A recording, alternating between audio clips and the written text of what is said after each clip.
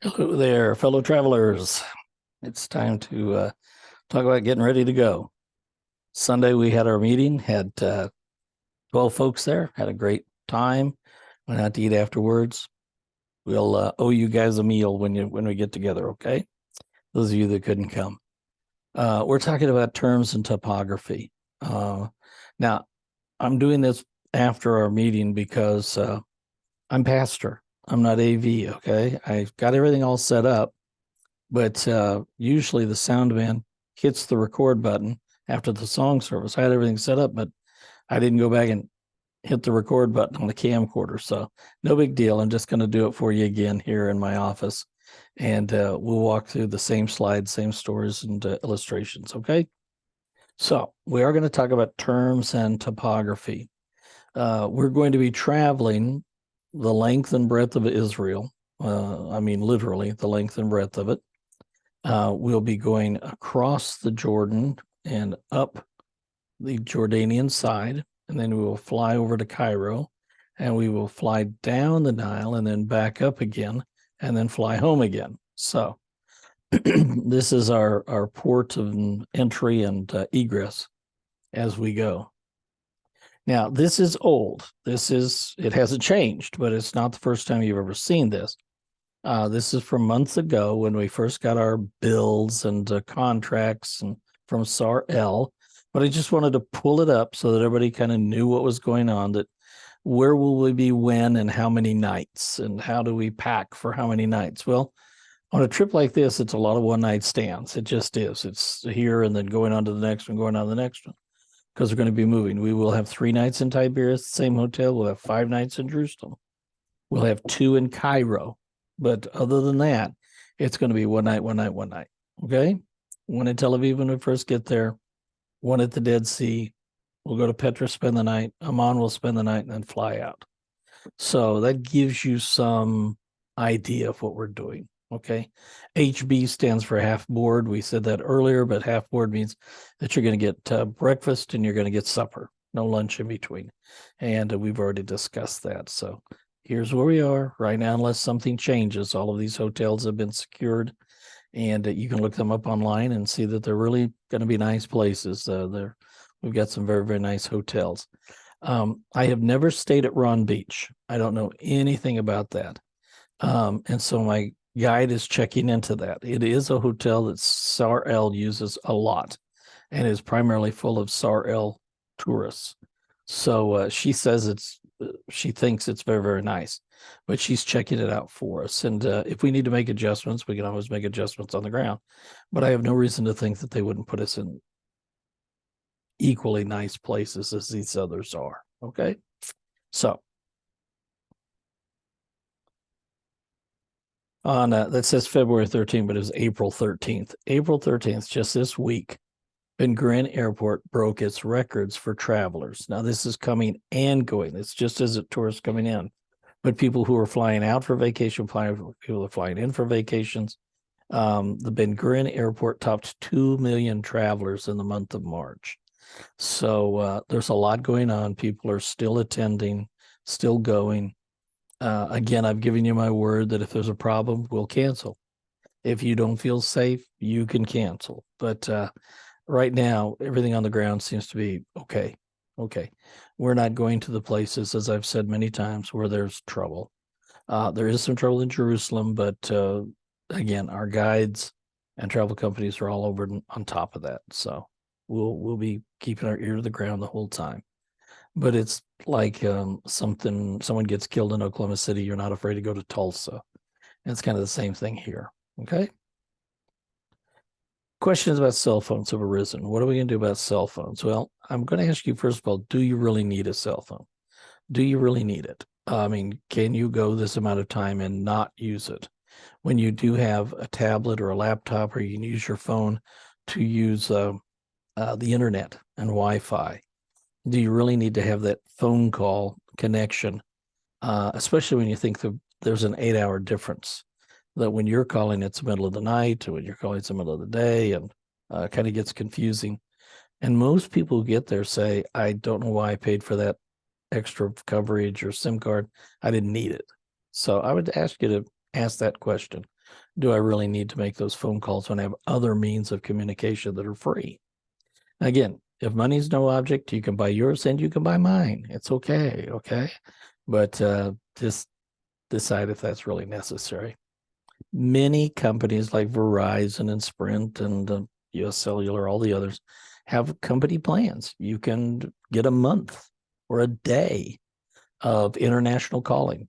Check it out. See what it's going to cost. See if it's going to be worth it to you or not. And just keep within your company. That way, when you get home, it'll be on your bill and you don't have to carry other equipment or put other things in your card and keep track of a second billing system.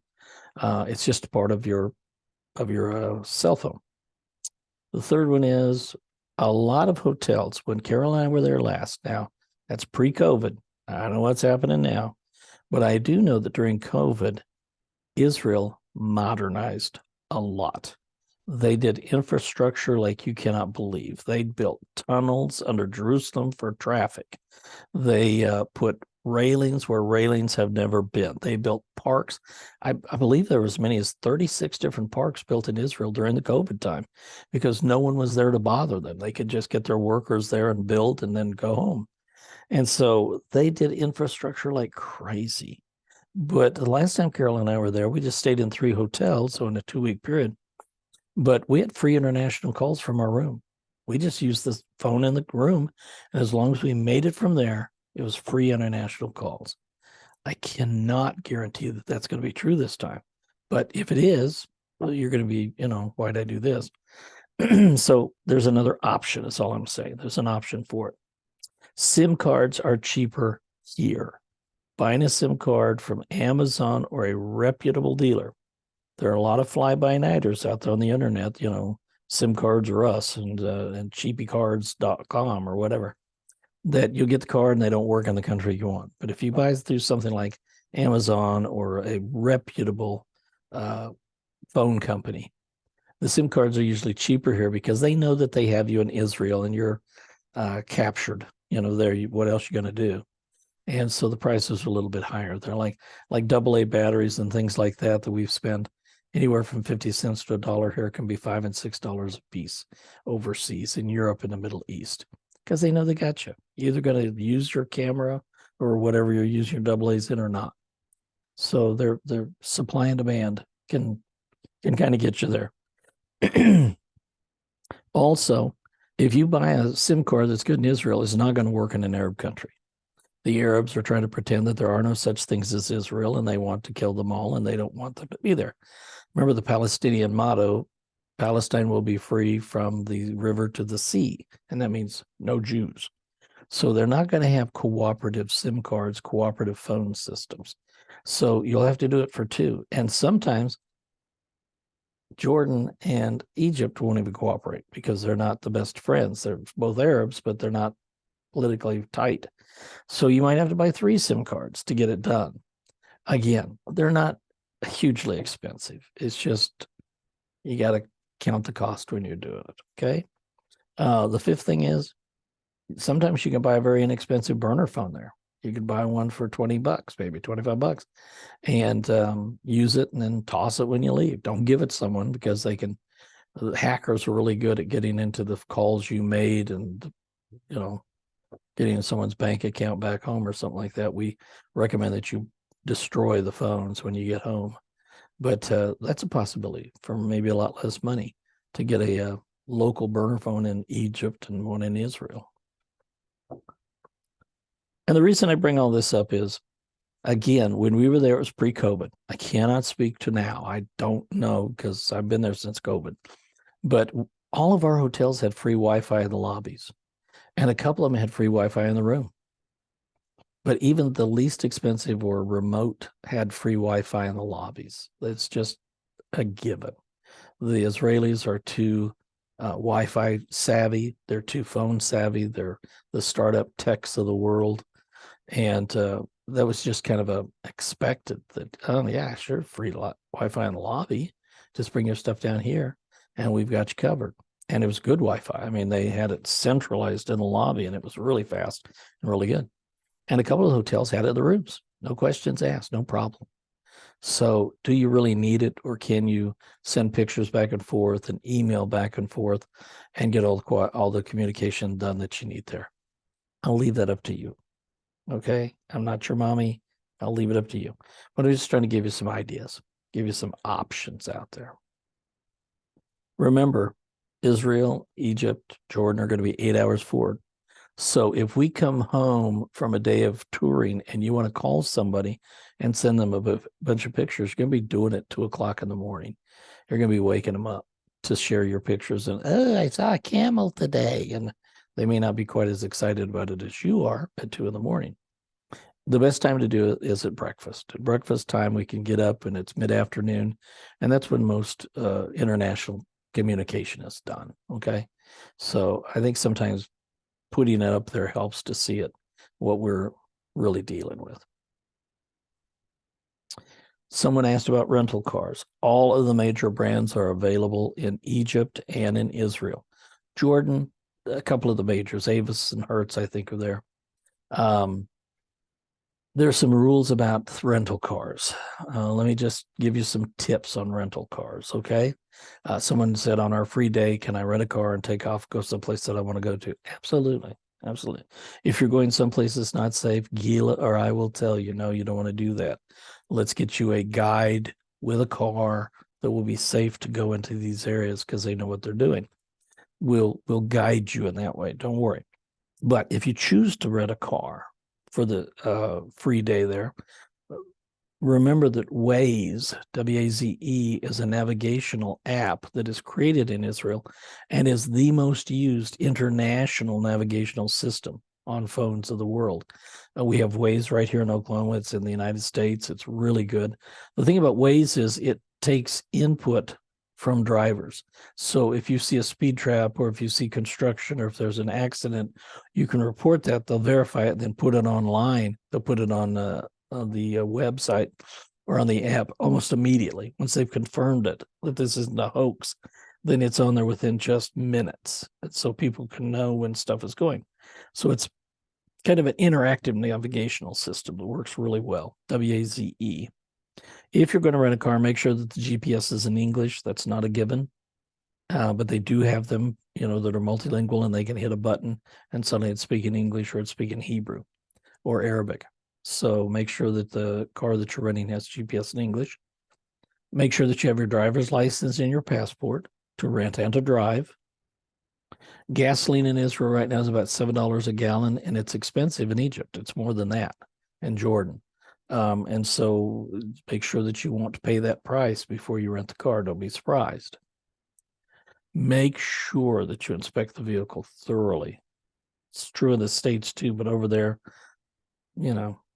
some of those people that work behind the counter make a lot more money sticking it to you than what they make in their wages, kind of like the tax collectors at the time of Jesus would put their thumb on the scale and charge you a whole lot more than they were supposed to. So make sure that you check for existing problems and stuff and report them before you take the car. 6, I've been told by 2 major sources that it's much cheaper to order online. Just make sure that you can pick it up at the hotel where you're staying. Now, the hotel in Jerusalem does have a rental car concierge.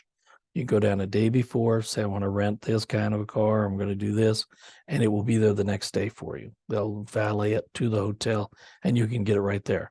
That's a great convenience, but you'll pay for that convenience. You'll pay for the goodness of it. If you order it online, it's going to be a little bit cheaper, but make sure that you can pick it up at the hotel. You don't have to take a cab across town to get the car and then come back and have to do the whole thing over again.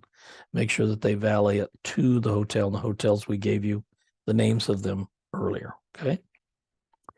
If you're going to use your phone in the car, they take that very seriously over there. You will spend the night in a detention facility if you're trying to use your phone without a hands-free system. No messing around. No mess around. So make sure that you have hands-free on your cell phone that connects to the car. Number 8, insurance.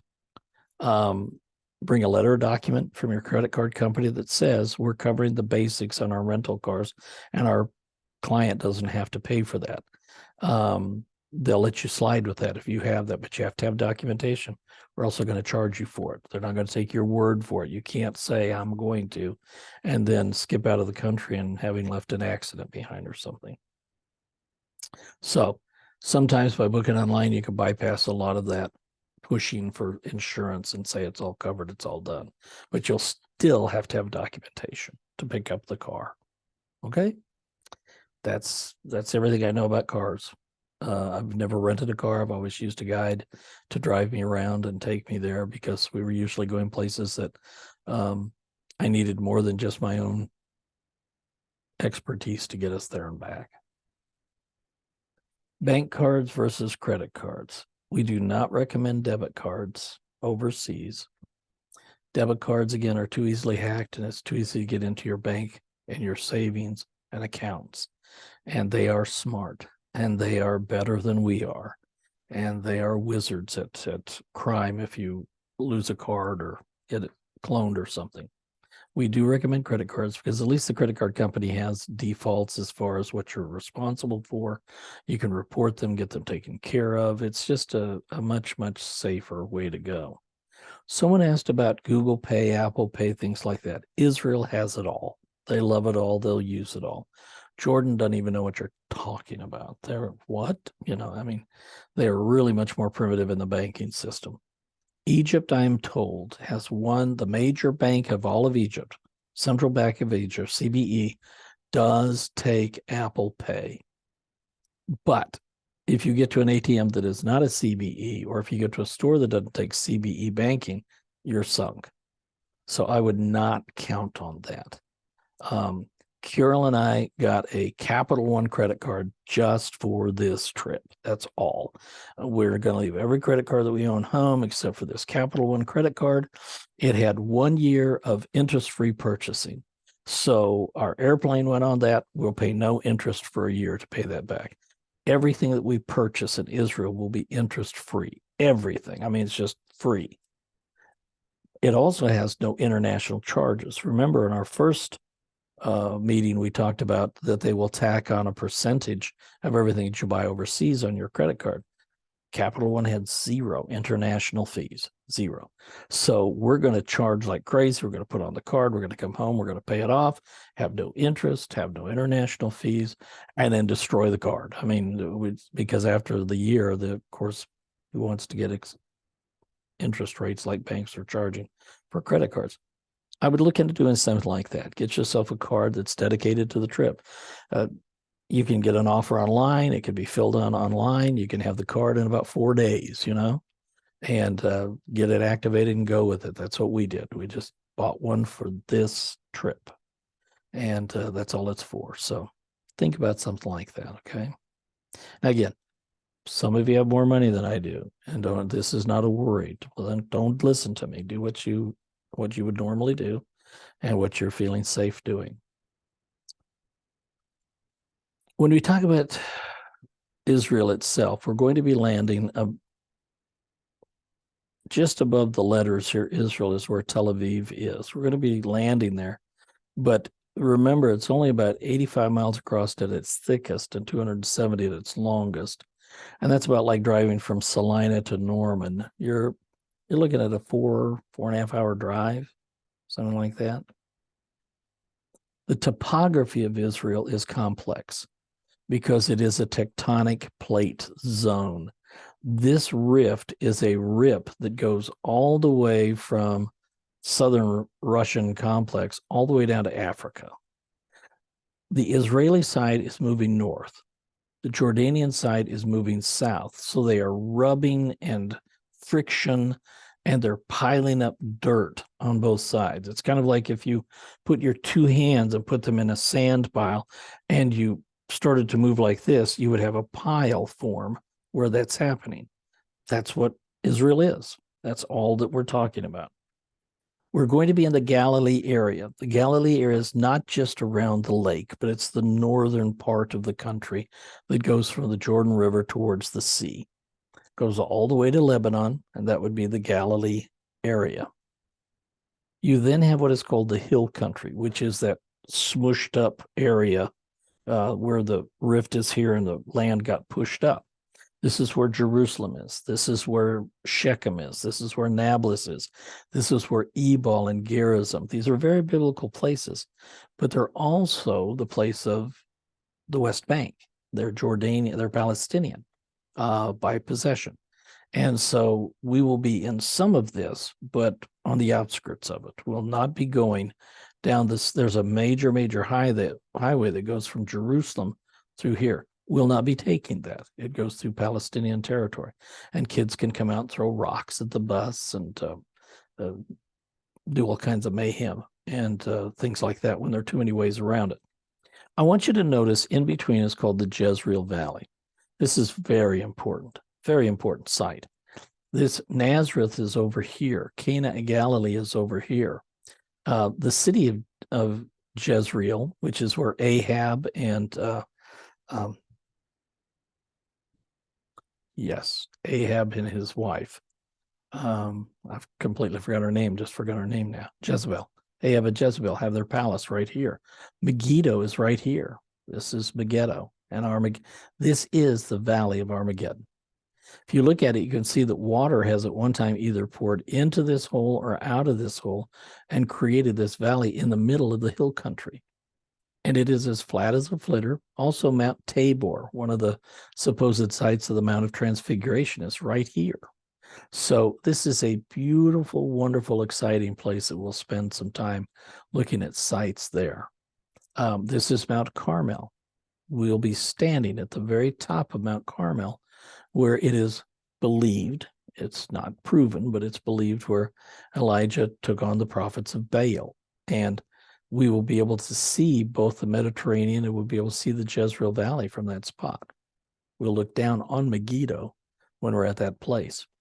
So the Jezreel Valley, beautiful spot, very biblical, lots of stuff happening there. The Galilee, the hill country. The next is the coastal plain. That's the area where the sea before the mountains, very, very flat, very, very pretty, very, very lush.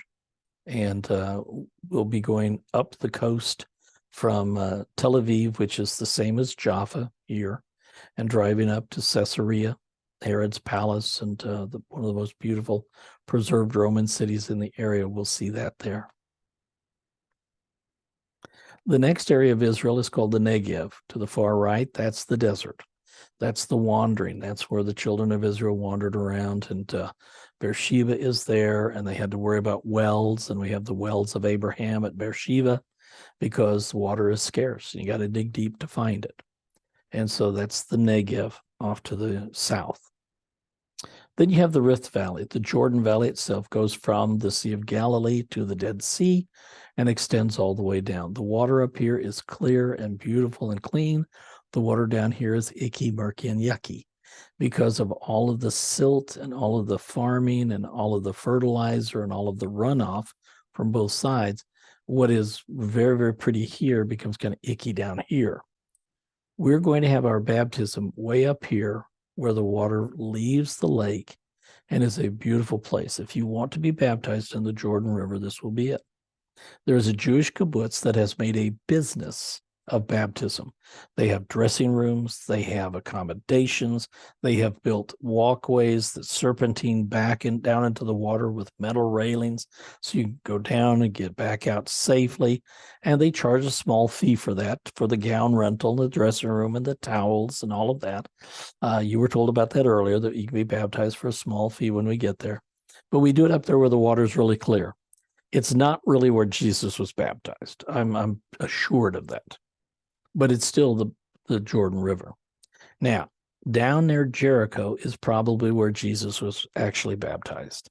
There is a place there that we believe was where the children of Israel crossed over the Jordan River when they had the ark and they came into the Holy Land. It's also the site, the Old Testament says, where Elijah went up in the fiery chariot and threw his mantle down to Elisha, was at the same place.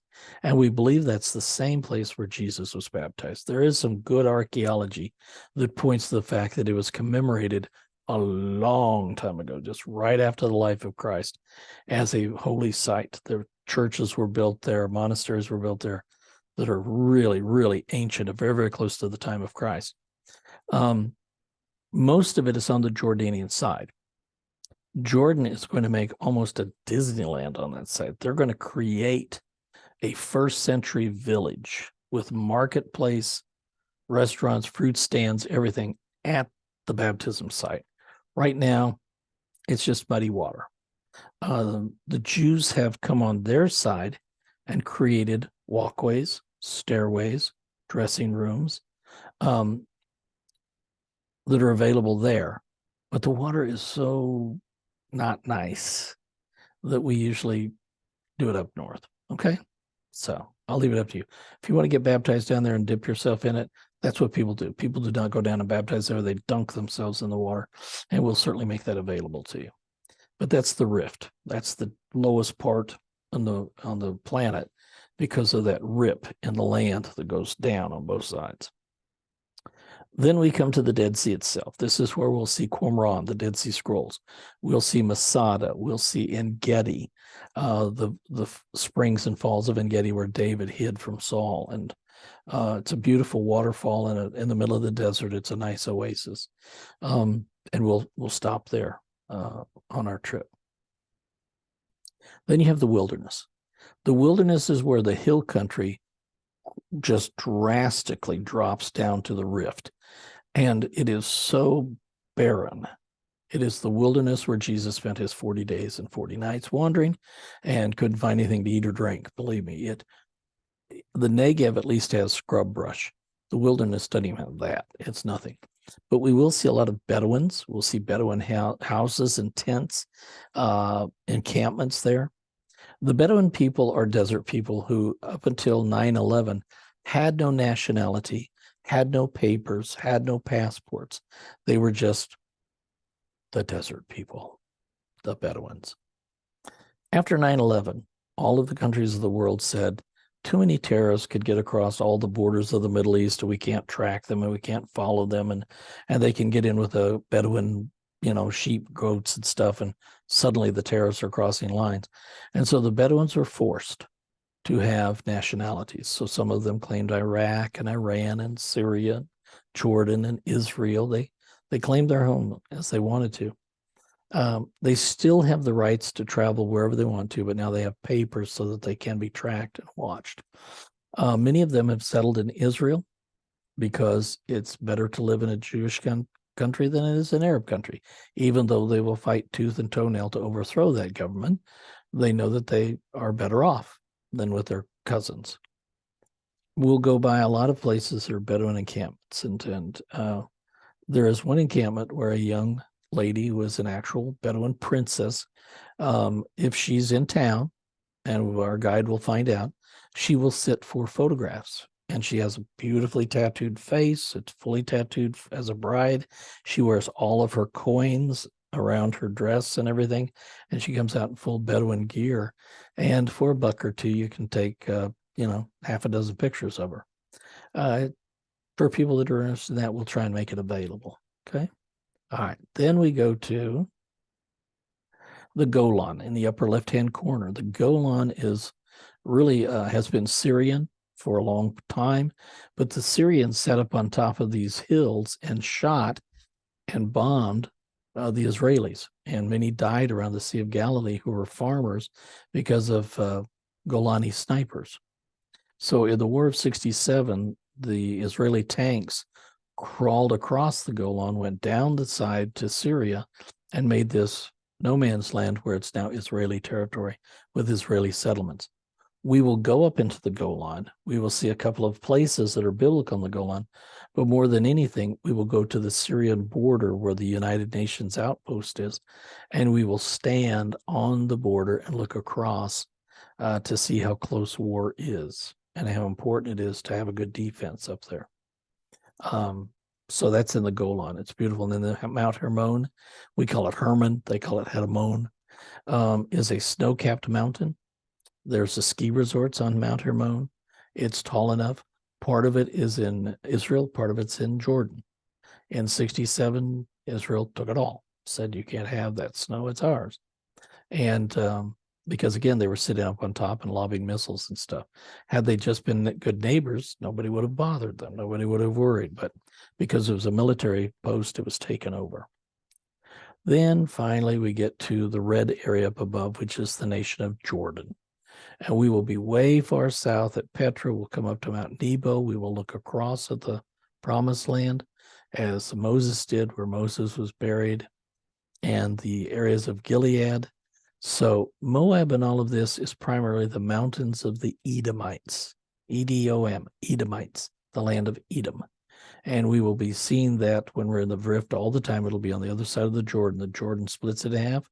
The Dead Sea is half Jordan and half Israel. All of the Galilee, because of the Golan, is Israeli. We can go up here and it's Israeli controlled, but it used to be half and half too. And it just was too dangerous. Just didn't work. They wouldn't let well enough alone. So those are the different geographic and topographical areas. Then we enter into the West Bank. The West Bank is the Palestinian area. Again, Israel has always been open to a two-nation solution from clear back in 1948 when they declared, when the United Nations said, Israel, you can have this, Palestinians, you can have this. Israel said, fine, we'll live by that. We'll do that. But we know that 8 different Arab nations attacked Israel on the day of their independence and tried to say, we don't think so. We don't want a two-state solution. Israel has given up land. They gave up the Gaza Strip. They gave up the Sinai Peninsula. They gave up part of the Golan for peace, saying, we'll give you this. We'll give you this area in the middle for peace. Why don't you live there and let's live side by side as neighbors? You can have your own passport. You can have your own checkpoints. You can have everything you want to. It'll be a separate nation. We'll treat you as such. Well, we know how that worked out. It's called the Intifada and the different terrorist campaigns that have been used against Israel.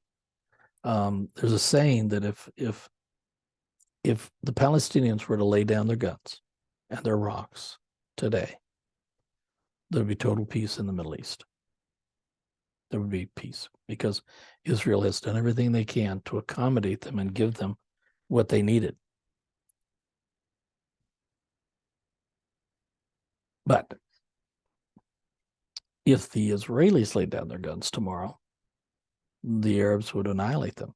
They would massacre them, kill them, because they want the land. You see, in Islam, when a piece of land, when a parcel of land, whether it be a home or a nation or a parking lot or a building, once a building is claimed for Islam, it is Muslim for eternity.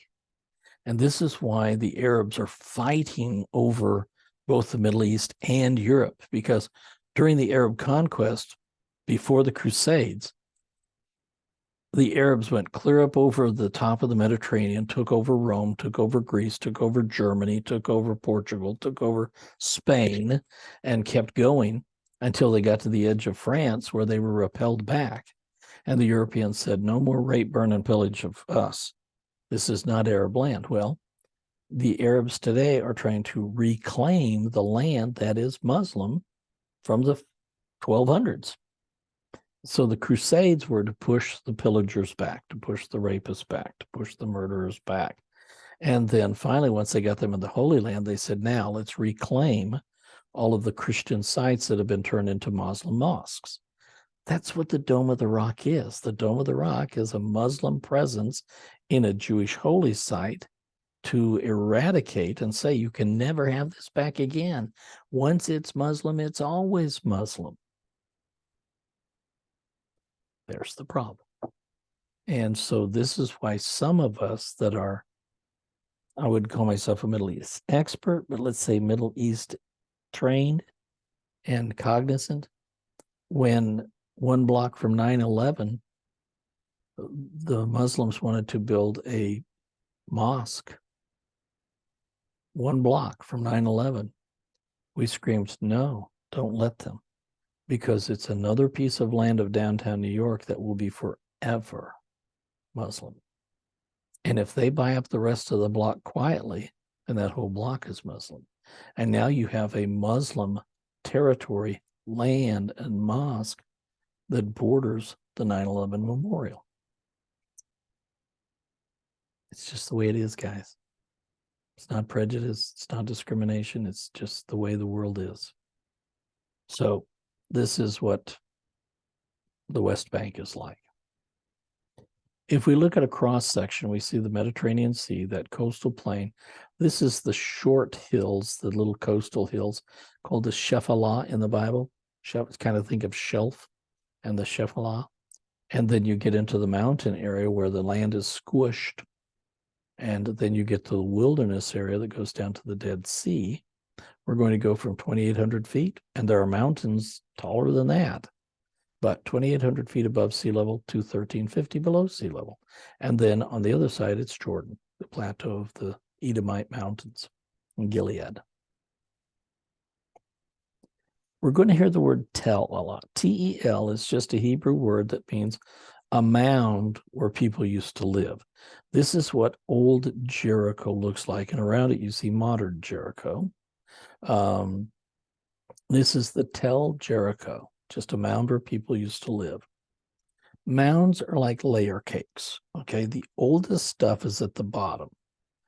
And then when they got conquered, they just leveled it and built on top of it. And they leveled it, built on top of it. And they leveled it, built on top of it, and leveled it.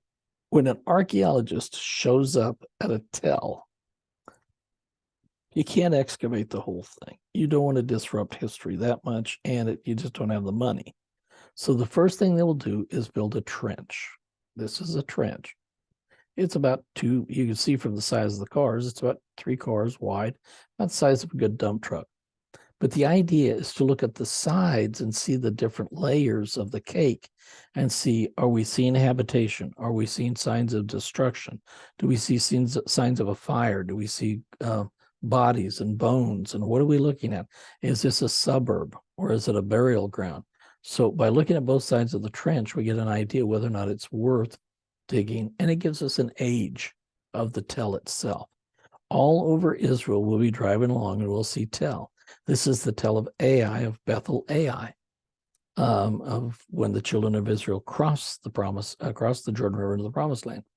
If you look very, very, very closely, you can see this area right here that looks like 2 lines. This was a double wall. They put up bricks, dirt, and bricks, called a double casement wall. We'll be walking on top, into, and around casement and double casement. That's what it means. There was a gate or a tower here. See the tower built that you had to walk through, that soldiers could stand up on top and protect the gate structure as you entered into this lower city area. So this is, we're going to hear casement, we're going to hear casement walls, we're going to see gates, and then we're going to hear about tells. You can see the modern city next to it. Tel Gath. Now here we have 2 hills. We have an upper hill, we have a lower hill. 2 things could be going on here historically. We have to do archaeology to find out. In some of our tells, the upper hill is where the elite and the rich lived, or maybe where the temple and the religious complex was. And down here, this is more residential. Or it could be the rich versus the poor. So it could be economic, 1. Number 2, it could be time frame. Perhaps this was where the city started, was a little bit older, and then 1,000 years later, people built here because they didn't want to go all the way up there. Maybe the water source shifted, was lower, so the water was closer here. There could be a couple of different reasons as to why we would have a 2-sided or 2-tiered tell. Could be economic, could be time frame. We don't know till we dig what it is, okay? This is tell I don't know. I just took it out the truck window one day, out the bus window, but it is a tell. It's a habitation. Evidently, nobody's had the money to do much digging there. It's very expensive to do archaeology, but it is in just one of the plains of Israel. Ziklag. Ziklag has got a lot of dirt, a lot of mud. It's had a lot of erosion, but you see from the trees, it's higher than it looks like in this aerial shot. But in the middle flat plain of nothing, there it is.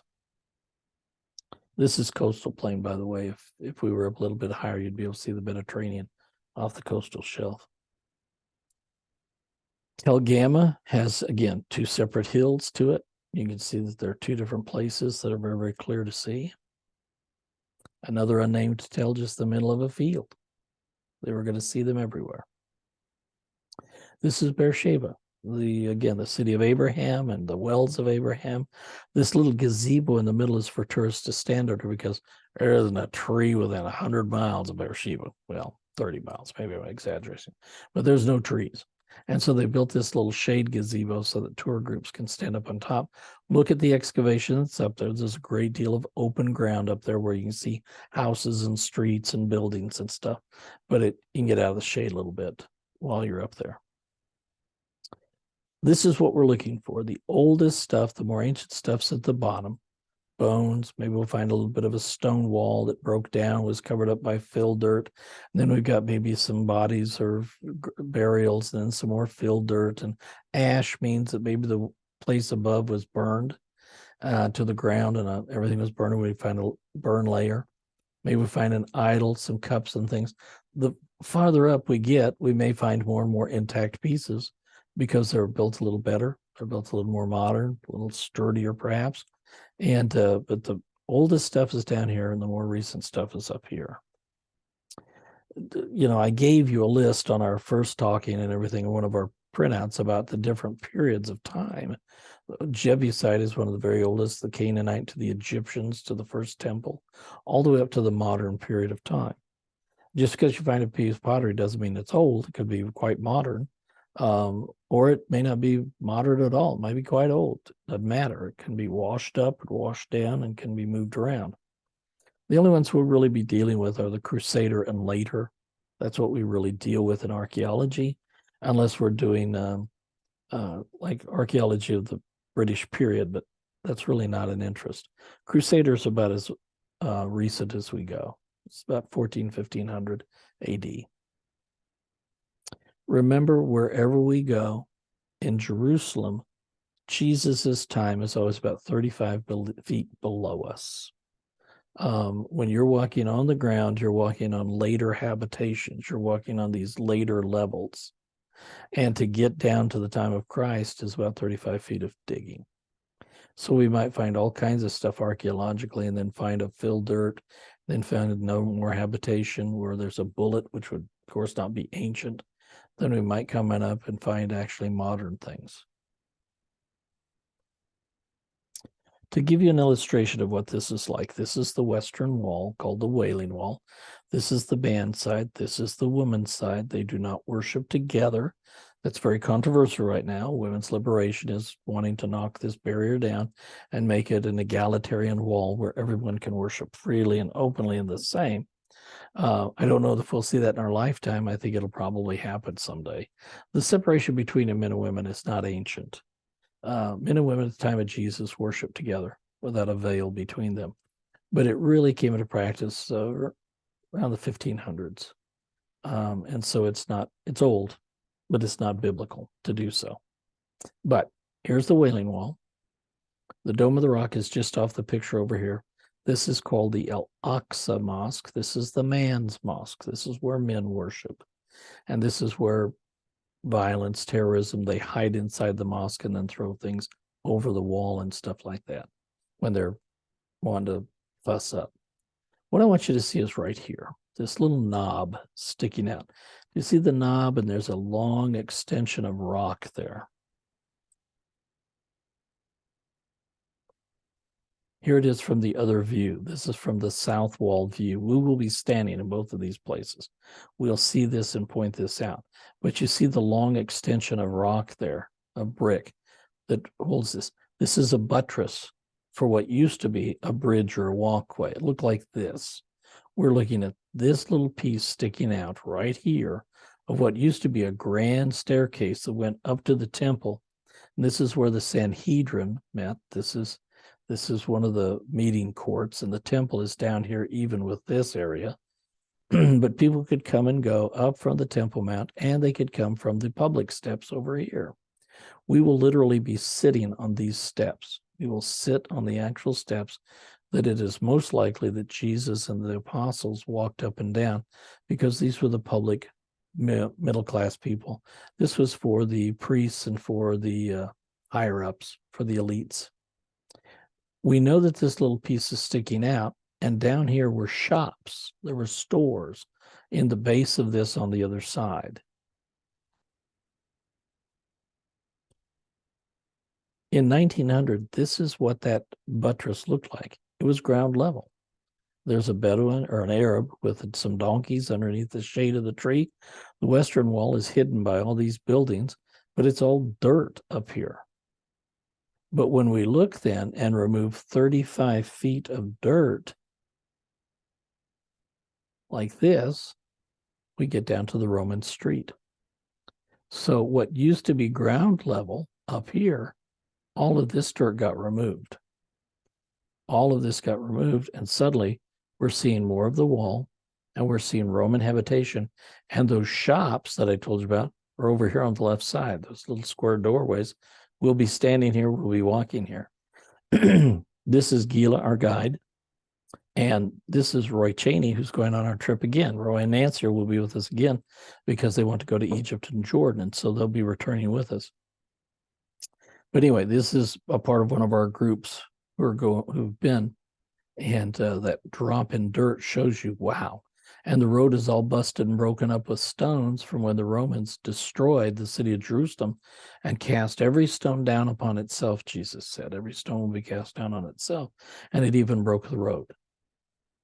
So this is proof of the Bible and of what Jesus said. But to get there, we had to remove about 35 feet of dirt. Some terms that you're going to have to know. You're going to have to know the term First Temple period. They will be saying, okay, this building is First Temple period. This habitation is First Temple period. Those ruins are First Temple period. We are talking about the temple of David and Solomon. God did not want a temple to be built. We know that from the Bible, but David and Solomon wanted to build a temple and honor God. Why should I have a good house and God doesn't have one? God says, you can't build a house good enough for me. Why bother? And they said, but we want to. So God relented and let them build. David could not build it because he had blood on his hands. Solomon, his son, was allowed to build it. And what are we talking about? We're talking about 1000 BC. We're talking about 1000 BC when this temple period happened, okay? We know then that that temple was destroyed by the Babylonians. And so that temple was about 1000 to about 587 BC when the Babylonians took the Jews into exile. And now we're talking about Shadrach, Meshach, and Abednego. We're talking about Daniel in the lion's den. We're talking about all of those things that happened in the Old Testament that we're familiar with. But it happened during this period of time. So the David Solomonic period is here, and this is here. Now that becomes important to our trip because modern archaeologists who deny the Bible and Arabs who deny the Jewishness of Israel will try and say there was no such thing as David, there was no such thing as Solomon. They are myths from the Bible. Until we began to uncover a lot of archaeological evidence that had David and Solomon on it. And then they said, well, okay, there was a David, there was a Solomon, we'll concede that. But they were never kings. They were never royalty. They were just chieftains. They were just guys with a few sheep and a few people wandering them around. And they never had this grand and glorious kingdom. Yeah, they did. Yeah, they did, because the destruction of the Babylonians tells us that. And we have outside sources from Nebuchadnezzar and others that say that some of the cities we couldn't conquer because they were so strong. One of the things that we will see that spits in the face of these people, these archaeologists who try and deny the royal kingdom of David and Solomon, try to make them just shepherds and farmers, is that there are towns in the Bible that says Solomon built these towns to extend his kingdom. Okay. When we go to those towns, we find something very familiar. We find a 6-chamber gate. Now, what we mean by that is a gate is a high tower in the wall that people can stand up on and shoot down. So the wall's here and the gate is up. Let me get my hands right where you can see walls here, the gate and tower are here. When you walk in, most gates are 90-degree gates. You walk in, you have to make a left or a right turn of 90 degrees to enter into the city. The reason is a cavalry stampede can't just rush in and take over the city without any slowing down. By going in and having to turn 90 degrees, you have to slow down. And we can have our oil and our archers and our shooters and our slingshots pointed right at that 90-degree arc and pile it up with bodies, basically, and stop your progress. Okay. Inside of these gates, there were 6 rooms called chambers. And this is where the judges, the royalty, the tax collectors did their business. And Solomon was the only one who built 6 chamber gates. So when we go to Megiddo and we go to other sites, even Jerusalem, we've recently found a 6-chamber gate at the level of the first temple period at the foot of Jerusalem. What does that tell us? That Solomon was here and that he built a gate that was monumentally big, not the work of a shepherd king who had a few goats and sheep out of the desert, but that he had engineers and masons and an army, and it was one big thing. So we've got about 8 gates that are confirmed to be 6-chamber gates and 3 that we're still excavating. So first temple period, 6-chamber gates, proving the Bible of David and Solomon. Remember, there has not been an archaeological find in all of Israel that has disproved the Bible. Not one. Every one of them has either said nothing about the Bible or has proved the Bible. But there's not been anything that says, see, told you so. It's gone the other direction. So the exile becomes important because it's extra biblical proof that these things really happened. The next term that you hear is the Second Temple period. This is important because every time we say Second Temple period, we're talking about the time of Jesus. We're talking about New Testament now, okay? Now, there's a lot of room between the First Temple period, 1000 BC, and the time of Jesus, 0. There's 1,000 years there where stuff happens, but these are 2 huge dividing points and 2 huge points where the Jews look to David and Solomon and the Christians look to the Second Temple period for their history and background. So this is the time of Jesus and the Roman Empire, okay? We say, about 3 BC or so. Herod passed away at about 40 BC, and he was Greek-Roman, and so then the Roman period comes in, about the time of Jesus. We know that the temple was destroyed by the Romans at about 70 AD. That destruction that we were looking at just a minute ago in that picture, those stones were tossed down about 70 AD and began what was called the diaspora. The diaspora is the spreading, the dispersion. If you take a grease fire, and the grease is really on fire, and you take water, all it does is spread the fire. It just splatters out and burns everything. That's kind of what happened with the Romans when they kicked all the Jews out, said, we are so sick and tired of you guys, scattered them to the winds. And we know that when Paul went to Rome, there were Jews there. We know that when the Acts of the Apostles went into Europe, there were Jews there. There were Jews already in Spain during the New Testament who were selling tin and silver from Tarshish and sending it back to the Holy Land. So Jews have been all around the world, but this was the scattering, the diaspora. And this is why we have Judaism everywhere but Israel for the most part. Now, this is a contention that has to be cleared up. The Palestinians say that the Jews in 1948, at the 1900s, began to flock back to Israel and take their land away. Folks, that's just not the truth. That's the rewriting of history. When the Jews began to come back in the 1900s, it was not new. They weren't coming back and being the only Jews there. During the Ottoman Empire, which are the people with the fez hats, during World War I, who ruled the Middle East, the Turkish Constantinople Ottoman Empire, they did a census of Israel. And Mark Twain even writes about that census in his Traveler Abroad. And the census of Ottoman of Israel said that the habitation of the land of Israel, which they call Palestine, is 50% Jewish and 50% Arab. So Jews were here just as much as the Arabs were in the mid 1800s and the early 1800s. They had been here since the beginning of time. They weren't flying back to Israel to live. They were there for generations. In the mid 1800s, the population of Arabs began to decline. Many of them began to leave. And on the day that Israel declared independence in 1948, and the war began, the war for independence, when the 8 nations of Arab nations converged and tried to annihilate the brand new one-day-old nation, about 700,000 Palestinians fled Israel out of fear of the war. And they went to Egypt, Iran, Iraq, Syria, Jordan, Saudi Arabia, Yemen. They scattered like crazy and took off. That was not an expulsion by the Jews. That was an expulsion by war, making them refugees. And at that point, there were actually more Jews then in the land than there were Arabs.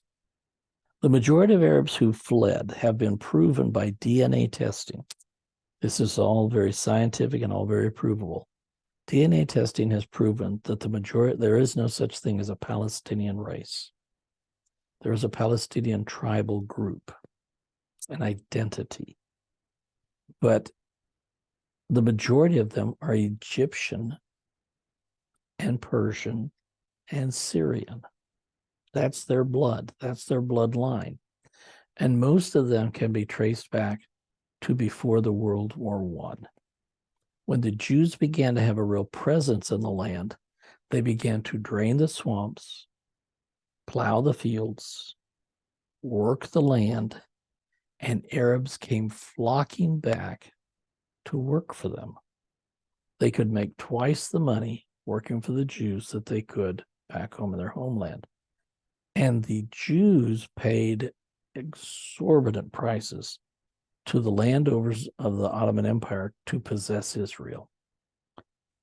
One example is that the desert area north of Tel Aviv, which was nothing but sand dunes and barely had any scrub growing on it all, it's just sand dunes from the Mediterranean Sea, the Israelis paid 5 times what river bottom land in Ohio cost at the time, rich, productive farmland. They paid 5 times that price for the sand dunes, which grew nothing.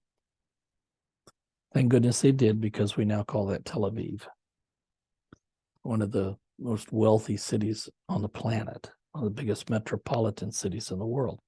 So a lot of rewriting of history has been done in all of this, okay? There has never not been Jews in Israel, and they did not come back and kick the Palestinians out. Unfortunately, most of the Arab countries have kicked the Palestinians out because they're not easy to get along with. The Palestinians are considered the black sheep cousins of the Arab world. King Hussein, not the present King Hussein, but his father, who ruled Israel or Jordan for dozens of decades. He was there for decades and decades. But King Hussein the First tried to let his cousins live in the desert. He said, we will give you the Jordanian desert. You live south of Amman. And he built basically what was a refugee camp for them and said, now make your own city, make your own community, make your own wealth. It's yours. But right now, I'm going to help you with water and food and clothing and tents and stuff like that. To thank King Hussein, they began a terrorist campaign in Amman and other big cities and began to blow things up and shoot people just like they've done in Israel. King Hussein I became so upset at this that in one weekend, he gathered his army and said, teach the Palestinians a lesson. In what is called Bloody September, about 30,000 Palestinians were slaughtered in their refugee camp, not by the Israelis, but by their Jordanian cousins. The Palestinians have been kicked out of Saudi Arabia for being too much of a troublemaker. They've been kicked out of Egypt. You will not find Palestinians in Egypt, even though that's where they come from, even though that's their major bloodline. They came from Egypt to work for the Jews to help with the land and say that they've been there forever. It's just not true. They've not been there for 40 generations. They've barely been there for 100 years.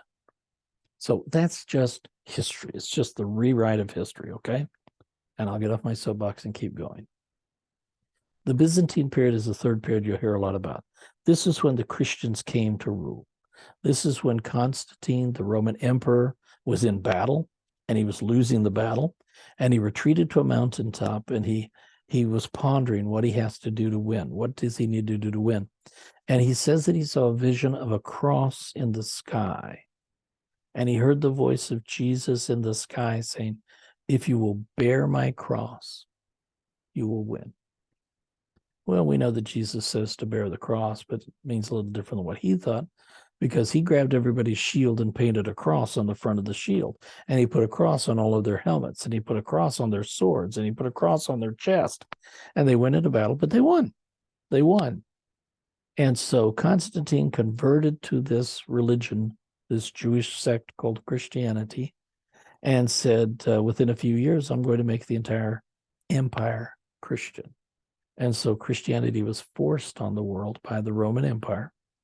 His mama, Helena, was back in Rome, hanging out, having a good time, spending money like crazy because she's empress. She went to her son and said, "We're Christians now." "Yeah, we're Christians now." And she said, I've embraced the faith. And we think Helena really had. We think that she had really become a believer. And so she took an armada and went back to Israel. And this is about 330 AD, about 300 to 330, just about 300 years after the time of Christ. And she began asking all of the locals, "Where was Jesus born? Show me where he was born." And they would point out a cave and say, "We know that this is where he was born because we've kept the memory. The Christians have kept the memory of where he was at." "And where was he crucified?" "Well, this is where he was crucified. And here's Golgotha, and here's everything." Well, everything that she could identify as a holy site, she built a church over. Literally, she just built a big old church over the top of it. So we have the Church of the Nativity. We have the Church of the Holy Sepulchre. We have the Church of the Annunciation, where Mary was addressed by the angel. And we have all of these churches that commemorate the places as closely as we can define them, just being a few hundred years. And the memory was still quite fresh in the generations that had that. So Helena is the one who began to Christianize Israel and built all of the churches and many of the places we'll see. Now, the Jews laughingly, tongue-in-cheek, say, "Thank God Helena didn't see the Sea of Galilee. She would have built a church over it." But she did just short of that. She built a lot of, that's the Byzantine period, the Christian rule. And then, of course, we went into the Arab period when Muhammad came along and said, "We're going to rule everything in this area, and we're going to shove these heathens and heretics out." Okay, so we're talking about 300 to 1500 AD. Christianity ruled the Middle East from about 300 to 1500 AD. Now, you're going to hear the terms BC and BCE, and you're going to hear AD and CE. Some of you already know this, some of you don't. I just want to point out what it means, what the terms mean, okay?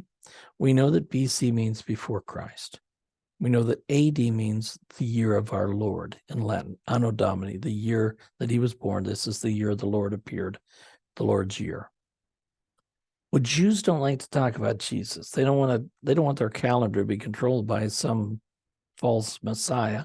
And Muslims certainly don't want to. They don't want the heretic and the infidel. So we've come up with a academically neutral term. BCE means before the Common Era, and CE means the Common Era. Now, what do they have in common? I mean, what is Judaism and Muslim Christianity? What do they have? Why would they call it the Common Era? It's Latin. Okay, it goes back to Latin. In Latin, there's a phrase called vulgaris eris. Vulgaris eris means the years that we know, the years that are close to us. rather than the years that are distant, past history. Latin has a distinction between the years that are near us, current years, and past years. Vulgaris eris is the years that we know. Well, vulgaris means common. The Latin Vulgate was when they took the Greek Bible and put it into Latin because it was the common language. So it is the Vulgate or vulgar or common language. So the Latin Vulgate means Latin is the common language. It's the common Bible.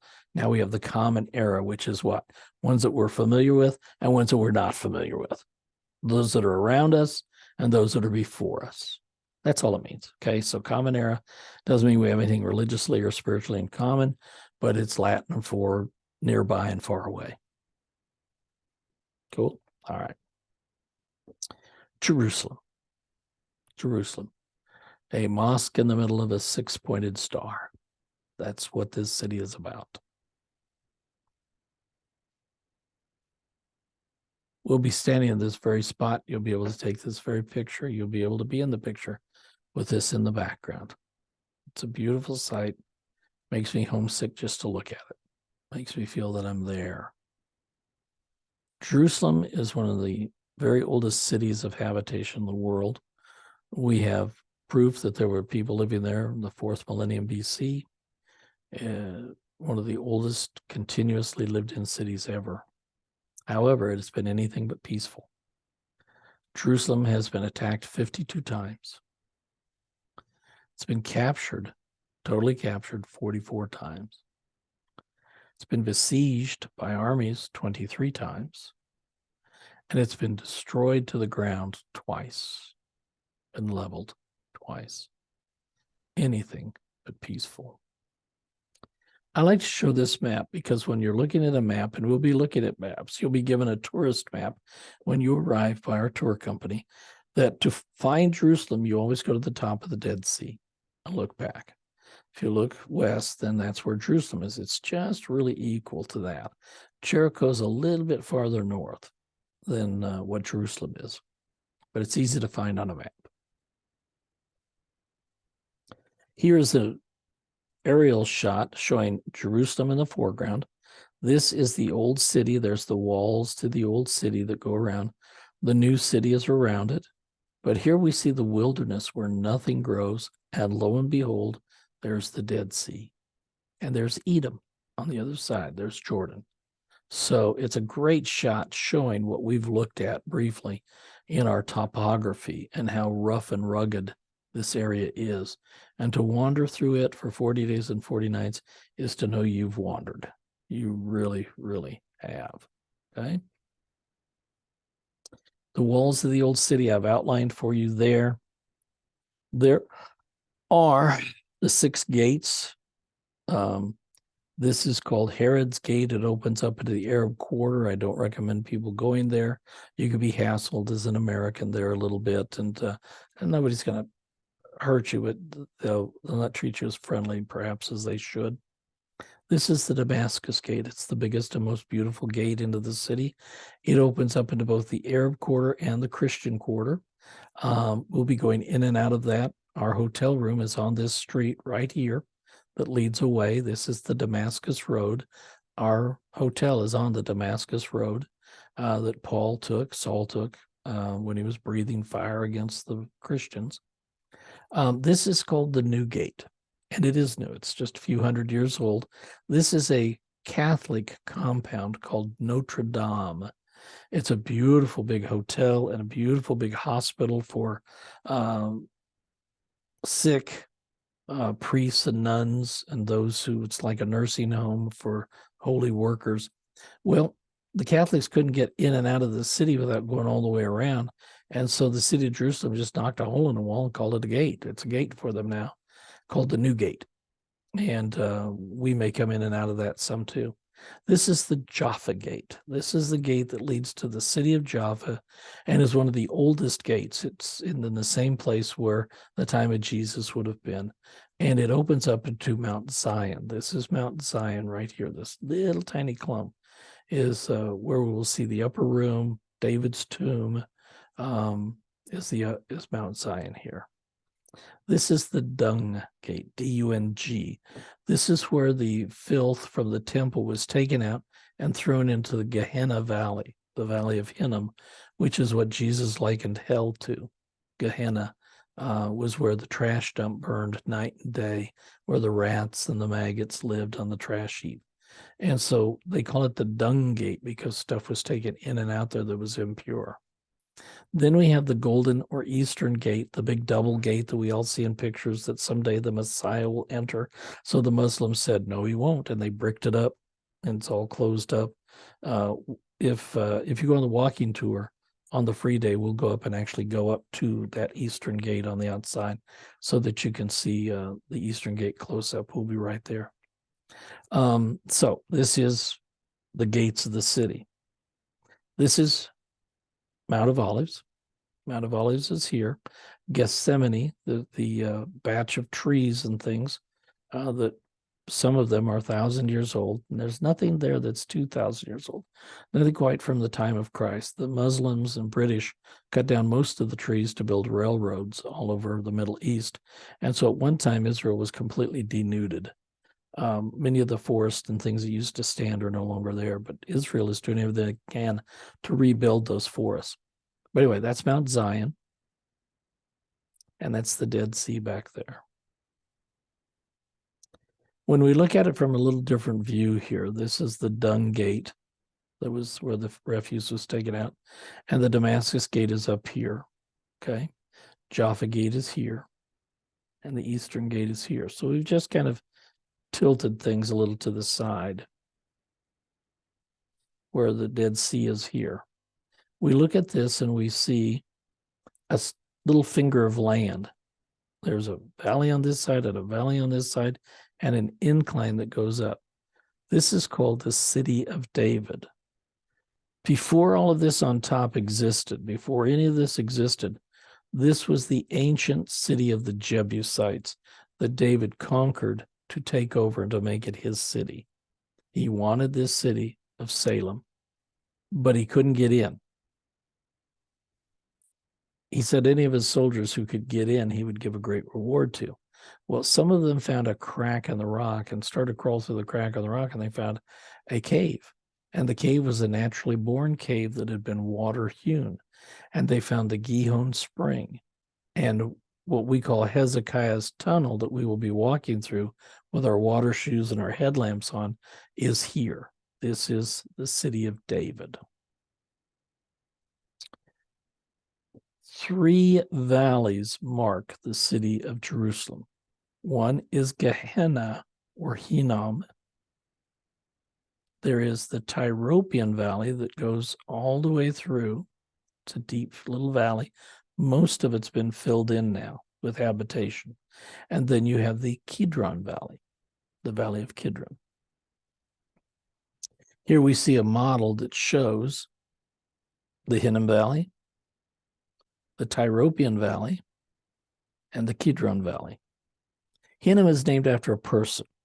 It's called Ben Hinnom, which means the son of Hinnom. This valley was owned by the son of Hinnom, but later became a pagan place of worship. It's where the Moloch statue was, the great god Moloch, who was bronze or brass and was hollow on the inside. They built a fire until he glowed red.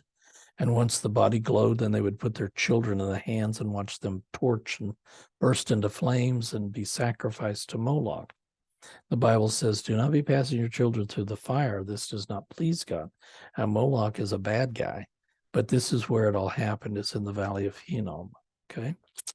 The Tyropian Valley, in Latin, Tyropian means cheese, like the Tyrol Mountains of the Swiss, and that's cheesy areas. So evidently this was like dairy market in the old days, the Tyropians. And then the Kidron Valley, there used to be a stream that runs down here, and it runs all the way down to the Dead Sea. Jesus walked across the Kidron Valley to go to the Mount of Olives, to the Garden of Gethsemane, and was brought back and forth. Remember, when Judas kissed him and he was betrayed, he was brought back from the Garden of Gethsemane where he'd prayed and was led across this valley. I like to remind people that it was Passover. Because it was Passover, 1 million or more lambs were being slaughtered up above. There were deep channels to carry the blood down into the Kidron Valley. That blood ran like water down the valley into the Kidron and was washed away to the Dead Sea. But when Jesus was led from one side to the other and crossed that small bridge that was across there, when he looked down, he saw water and blood being mingled together. And I remind you that a few short hours from then, a soldier would walk up to his side and pierce him in the side, and from his chest would flow water and blood, a precursor to the sacrifice of the lambs to pay for the sins of Israel for 1 year. Jesus would be paying for eternity, and the blood and the water were mixed together right there in the Kidron. And Jesus had to look at that and know what his future was like. This is the city of David. This little finger of land with a wall around it was the only city that was there before David came along. He purchased the threshing floor of Aruna up above. Aruna is Jebusite for leader. So it was probably the king or leader of this city who owned the threshing floor up above. And it was this commercial interest. People would bring their wheat and their barley, and they would thresh it there and separate the wheat from the chaff and from the stalks and pay him for that. Later on, David comes and buys the threshing floor, and that's why he built the temple up there, because the Jews owned this. They paid for it. They paid for it, lock, stock, and barrel. We have records of it in the Bible that he paid for that. But this is the only city that was known at the time. There are 5 basic Jerusalems that you need to know about. Now, here's the old city, ringed by its walls. Here's the Kidron Valley, and here's the Mount of Olives to give you some perspective. 5 basic Jerusalems that we will talk about on the tour, okay?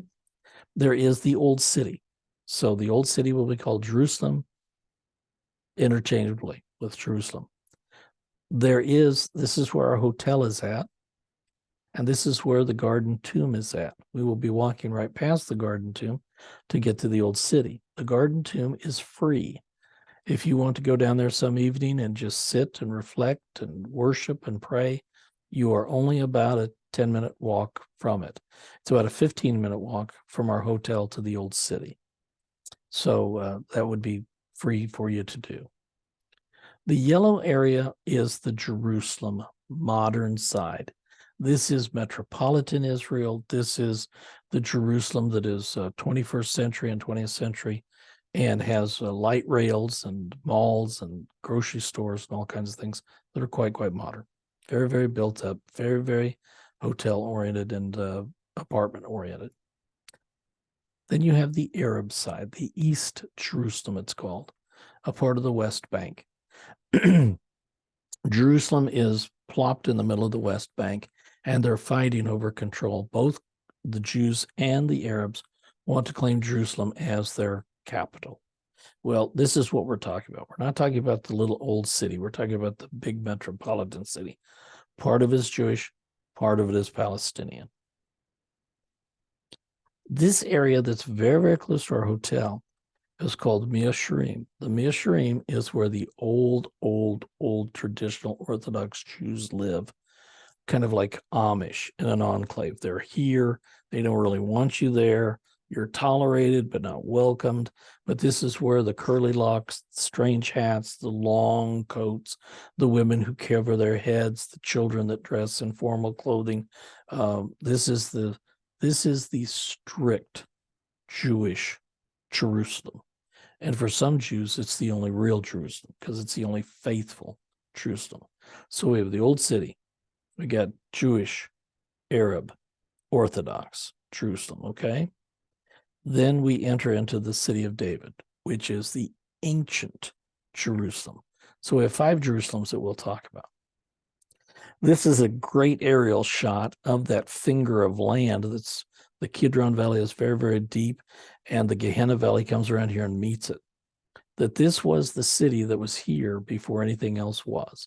That's the most ancient part of Jerusalem. I've just zoomed in. I've just taken this area here and zoomed in so that we could see the excavations. And there's those steps I said that we would sit on and see where the apostles came and went. We can actually see the gates in the wall that the Muslims have closed up, but we'll see the gates and we'll sit here. And this is probably where Pentecost happened. More than likely, this is the site of Pentecost, not the upper room. They were in the upper room, but then they went to where the people were, is what I believe. Do you see this parking lot right here? Just a parking lot with dirt all the way around it.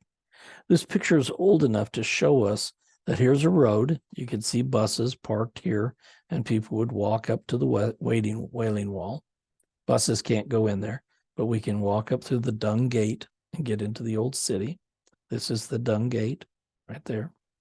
There's a road that goes around the corner here. And that parking lot was used by private cars to park.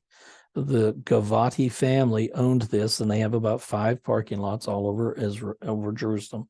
And it was just a paid-for parking lot where you pay to park. Quite expensive because it was so close to the city. An archaeologist by the name of Alat Mazar, her uncle was the head archaeologist of all of this excavation area. And her grandfather had excavated Megiddo and 2 or 3 of the major cities of northern Israel. And so this is archaeology royalty. This is hierarchy. Elat came and said, I believe the city that David built is not here. I believe it's down here. And I think his palace is in this general area. The palace of David would be at the highest spot. A lot of people thought she was whacked out, but enough people let her do excavation in the area. And now this is where the parking lot used to be. And we have found royal houses, we have found royal offices, and we have found what we believe are the ruins of David's castle and palace in this area. So it's here. This is the Kidron. The view that you just saw is looking from west to east. So there's the Mount of Olives. And we're looking, and the Kidron is over here, dips down. But now this extends almost a whole nother city block. We are digging, and finding the city of David. You may have heard on the news about the new Pool of Siloam, that we have discovered the actual Pool of Siloam of the time of Christ. It's about a block and a half to your right. It's down at the very, very tip down here. And so the pilgrims would come to the Pool of Siloam and then walk up to the temple. And it's a part of biblical history there. Okay. This is an artist's rendering of what it would have looked like after David built the temple. This is Solomon's temple up on top. And there would have been houses and things in between for the priests, and then the city of David itself. There is a stepped structure here that they had to build so that they could build a platform, and this would have been David's palace. We will actually see this stepped structure. It is still intact and has been uncovered by archaeology. Another view of it, here's before the temple was built, his palace, the stepped structure, and we will be going down underground from about this area to this area in Hezekiah's tunnel underneath. The 4 quarters of Jerusalem, the Christian quarter, the Muslim quarter, the Armenian quarter, and the Jewish quarter, and the Temple Mount itself at the Western Wall.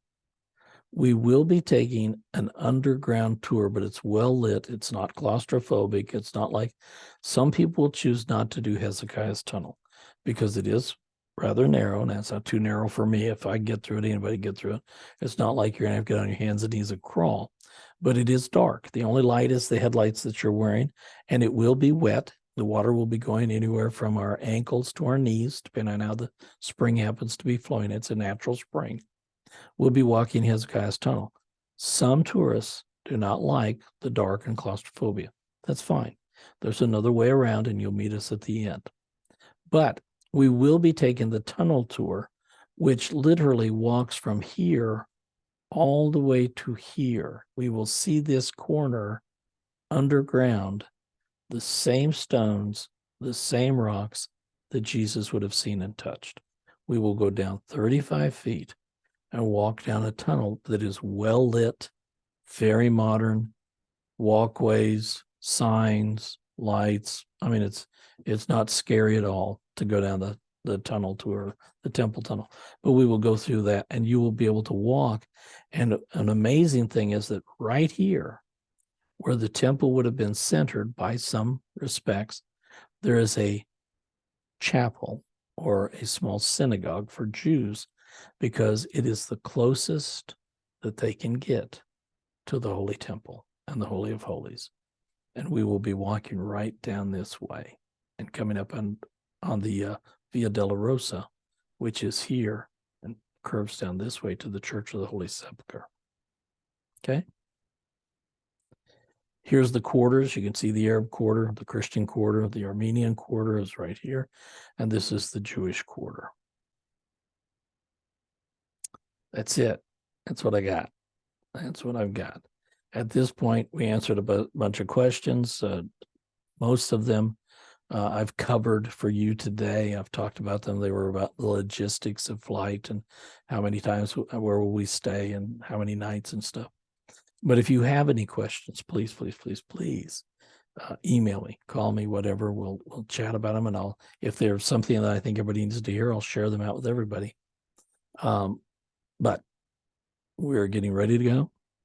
A lot of us have already got our airplane tickets to go from Oklahoma City to DFW. We're going to arrive earlier that morning and stay in the airport until our afternoon flight. And just get settled in and just kind of rest up for the flight. Okay. Remember, our flight is from DFW to Frankfurt, Germany. We'll have a few hours there to stretch, get out, and then we'll fly on to Israel and be arriving there. We'll be arriving a little late in the day. I don't know that we'll actually do any touring. We might do Jaffa. Jaffa is a part of Tel Aviv, and we could actually spend a few hours in Jaffa stretching our legs. And then, trust me, you'll be ready for a shower and for some rest and food by then. And we'll be having a great dinner in the hotel, and everything will be set up for us. Okay? All right. If you got any questions, let me know. Just be glad to tell you what I know and what I don't know. But we're ready to go. I have to say that, yes, most of what I've talked about has been Israel because this will be my 10th journey. I've only been to Egypt and Jordan once, and that was 40 years ago when Carol and I were first married. And we went with the evangelist. Let's see, it was Jack Taylor. Went with Jack Taylor to Israel and Jordan. No, it was our honeymoon. It was our honeymoon with Chase Strack. Sure was. And so I've been back in 43 years. So I'm as much of a tourist in Jordan and Egypt as you will be. It'll be fresh and new to me after 40 years. So, but Israel can answer most things for you and help you with that. Okay. All right. God bless you guys. See you later.